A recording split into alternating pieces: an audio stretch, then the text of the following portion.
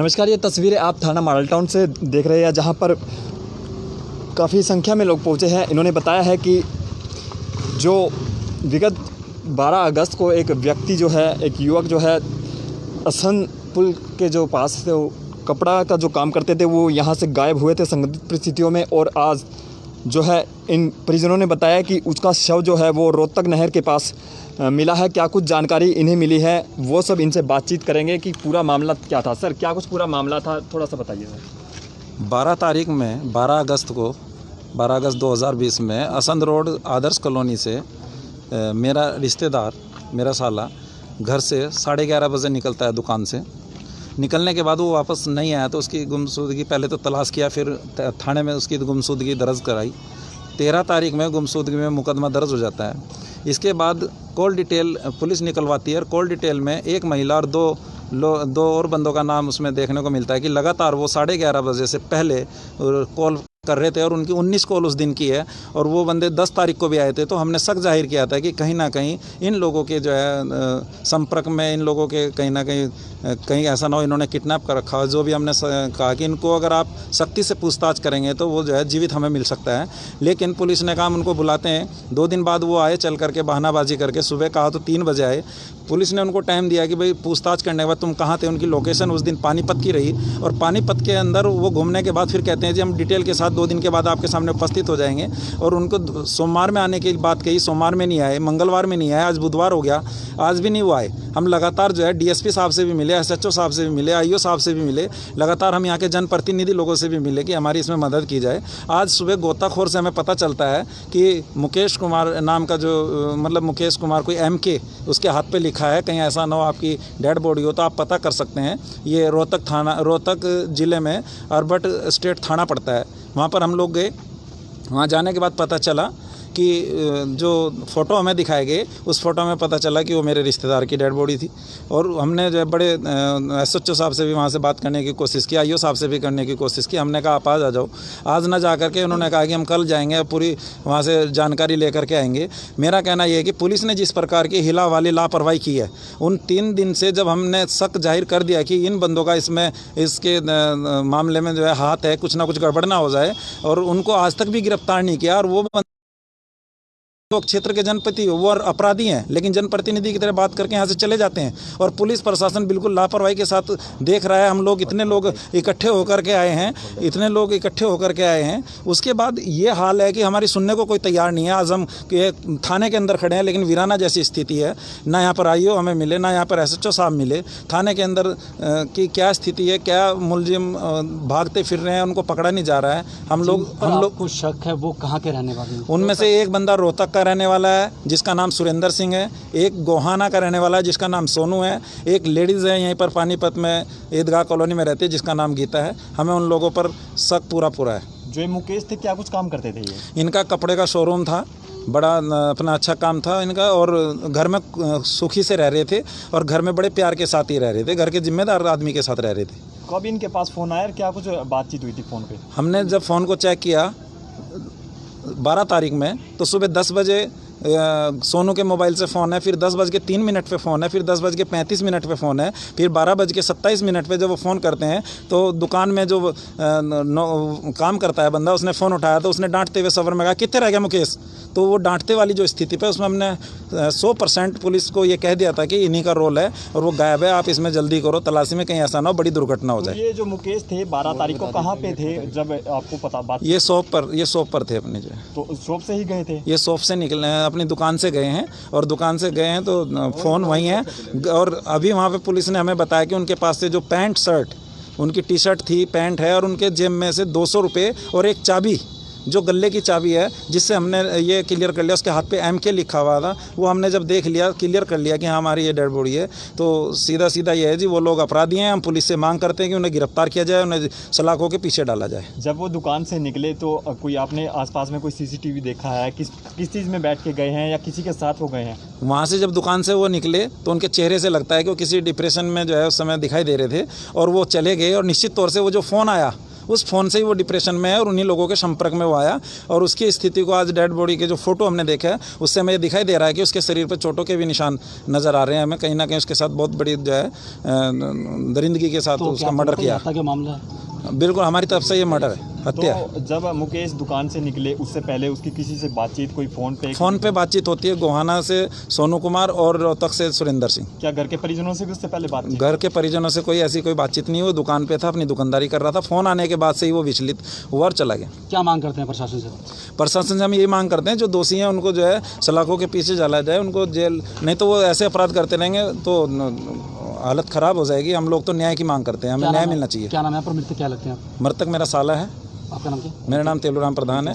और जिस तरह से बात बताई आपने कि हत्या का जो आपने आरोप लगाया है, इससे पहले भी किसी प्रकार के उनके पास कोई फ़ोन आया, किसी में कोई धमकी, कोई इस तरह से कुछ मामला? नहीं, हम जिन बंदों का फ़ोन आया है पूरा परिवार, रिश्तेदार, मेरे ससुर जी, मेरे दूसरे साले, परिवार में कोई उनको नहीं जानता। वो हमारे लिए अनजान आदमी है और वो कोई एक गैंग के रूप में काम कर रहे हैं जिनका लोगों को ब्लैकमेल करने का काम है। क्या मुकेश का इन लोगों के साथ पहले से कुछ लेन देन था? ये हमें जानकारी नहीं है, ये हमें जानकारी नहीं है। ये आईओ साहब ने उन्हें पूछताछ के लिए बुलाया। हत्या का मामला आप बता रहे हैं, तो ऐसे में तो कोई शायद कुछ इस तरह का कोई नहीं कि या तो कुछ लेन देन है। क्या कारण हो सकता है हत्या का? ये आईओ साहब से हम मांग करते हैं कि वो जांच करें कि हत्या का क्या कारण है। हमें भी तो पता चले घर वालों को कि ऐसी क्या स्थिति आई। हंसता खेलता चेहरा, घर के अंदर ठीक ठाक तरीके से रहने वाला आदमी गायब हो जाता है, पुलिस प्रशासन हाथ पे आदर बैठी है। तो ये असंध रोड से जो है आज काफ़ी संख्या में लोग जो है थाना मॉडल टाउन में पहुंचे थे। इन्होंने बताया कि एक मुकेश नाम का जो कपड़ा व्यापारी था वो 12 तारीख को दुकान से संदिग्ध परिस्थितियों में गायब हो जाता है और उसके बाद इन लोगों के पास फ़ोन आता है और आज जब यह रोहतक में पहुंचे तो इन लोगों ने शिनाख्त की और शिनाख्त में जो डेड बॉडी थी वो मुकेश की पाई गई, जिसके बाद से इन लोगों में लगातार रोष है। पुलिस प्रशासन के प्रति भी इन लोगों में नाराज़गी है कि क्योंकि इन लोगों का ऐसा आरोप है कि पुलिस प्रशासन द्वारा जो है इनकी अनदेखी की गई। बहरहाल जो इन्होंने मुकेश के जाने के बाद थाना मॉडल टाउन में जो है गुमशुदगी का मामला दर्ज करवाया था, उसके बाद से इन लोगों को शक था। जो इसके शक के बाद इन लोगों ने जो जिस प्रकार की इन लोगों की सोच थी उसी प्रकार जो है मामला बनता चला गया और इसी को लेकर आज ये काफ़ी संख्या में लोग जो है रोहतक में पहुंचे थे और रोहतक में पहुंचने के बाद जो है इन लोगों को पता चला कि जो मुकेश था उसका जो शव जो है वो मिल चुका है और शव का मिलने के बाद जो है अंतिम संस्कार भी कर दिया गया है, ऐसा इन लोगों का कहना है। जिसके बाद से अब ये काफ़ी संख्या में लोग हैं थाना मॉडल टाउन में पहुँचे हैं और मॉडल टाउन में पहुँचने के बाद इन लोगों का लगातार जहां पुलिस प्रशासन पर भी आरोप है कि जो है इनकी अनदेखी की गई है, क्योंकि इन लोगों ने जो है मुकेश के जाने के बाद जो है शायद 14 अगस्त को ही उन्होंने गुमशुदगी का मामला दर्ज कराया था, लेकिन गुमशुदगी के बाद जो है पुलिस प्रशासन पर भी इन लोगों के लगातार आरोप है। कुछ और लोग हमारे साथ हैं, उनसे भी बातचीत करेंगे। जी क्या कुछ पूरा मामला था? ये मामला था सर 12 अगस्त को, ये हमारी बिरादरी के पाल बिरादरी के भाई थे मुकेश जी, फादर ऑफ राजकुमार जी, कपड़े के व्यापारी और शोरूम का रखा था इन्होंने। जैसे ही 12 अगस्त को घर से नीचे आते अपनी शॉप पे आने के बाद उन्हें लगा किसी का एक फ़ोन आता है। फ़ोन आने के बाद तुरंत जैसे ही वो फ़ोन रखने के बाद अपना दुकान से निकल जाते हैं। निकलने के बाद 11:27 पर वो दुकान से निकलते हैं। दुकान से निकलने के बाद जैसे ही परिवार वालों को लगता है 1 घंटे के बाद कि भाई मुकेश जी यहाँ पर नहीं है, गायब हो चुके हैं, तो पूरा दिन उन्होंने अपने रिश्तेदार पर कॉल किया। कॉल करने के बाद जब उनके कोई सुराग नहीं मिला और ना ही ऐसा कोई क्ल्यू मिला भी हमारा जो मुकेश जी है इधर उधर होगा, किसी फ्रेंड के पास है, ऐसा कोई सर्कल भी नहीं था उसका। और मिलने के बाद परिवारजन ने 13 अगस्त को अपनी रिपोर्ट दर्ज कराई। रिपोर्ट दर्ज कराने के बाद तुरंत हर डेली दिन में 3-4 बार अपने सीओ साहब से और एसओ साहब से, एसएचओ साहब और डीएसपी, यहाँ तक कि पूरी चैन के साथ इन्होंने वार्तालाप की। और वार्तालाप होने के बाद भी किसी प्रकार का पुलिस प्रशासन ने कोई भी इनकी मदद नहीं की और ये कहते हैं कि भी हो जाएगा, धीरे धीरे आपका मिल जाएगा और मुकेश जी के आने के बाद ही हम पूरी आपको दृष्टि क्या है क्लियर कर पाएंगे। लेकिन हुआ इससे उल्टा। एसएचओ साहब से हमारी बात हुई थी, कल भी बात हुई, परसों भी डेली हम एसएचओ साहब से हमारी बात हुई, लेकिन हमारा पुलिस प्रशासन के द्वारा किसी भी प्रकार से सहयोग नहीं किया गया। अगर ऐसे ही दरिंदगी ये अपराधी अपराध करते रहेंगे तो शायद एक दिन से पानीपत में सभी लोगों का जीना बहाल हो जाएगा, घर से निकलना एक कलंक के समान होगा। तो हम गुजारिश करते हैं और कि जितने भी अपराधी है अगर ऐसा कोई क्लू मिलता है तो उनको जल्द से जल्द कार्रवाई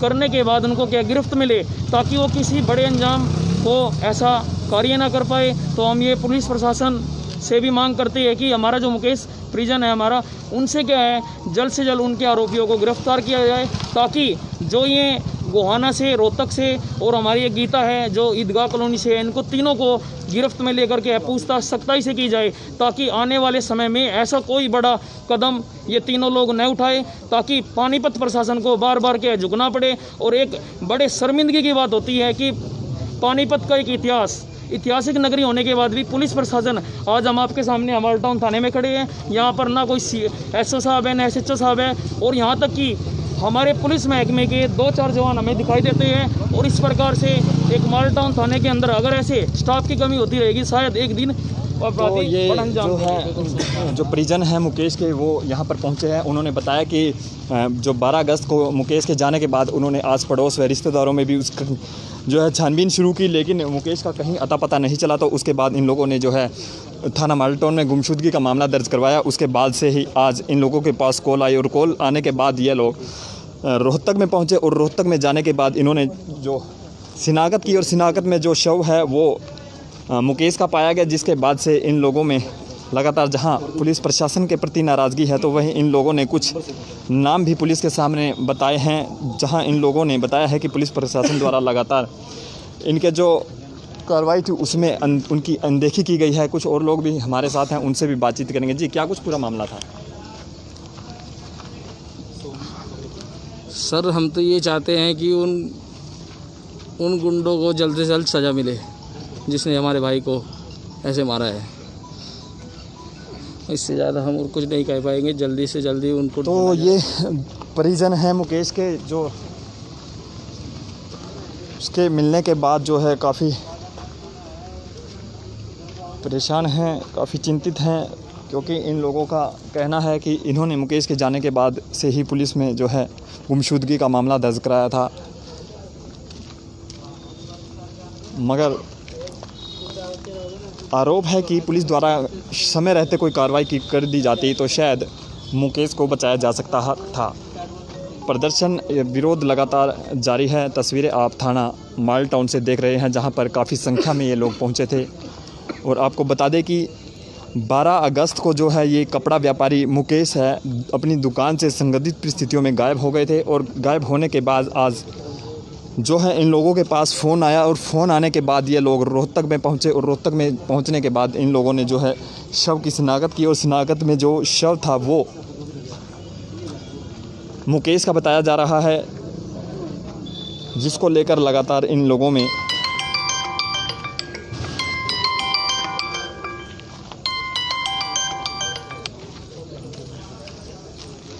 क्या कुछ अपडेट्स इसमें निकल के आएगी, वो सभी अपडेट्स हम आपको लगातार देते रहेंगे। बहरहाल पुलिस जहां इस पूरे मामले की गहनता से जांच कर रही है, तो वहीं परिजनों का भी लगातार आरोप है कि मुकेश के मामले में पुलिस द्वारा लापरवाही बरती गई है। यदि पुलिस प्रशासन समय रहते छानबीन करता तो शायद मुकेश को बचाया जा सकता था।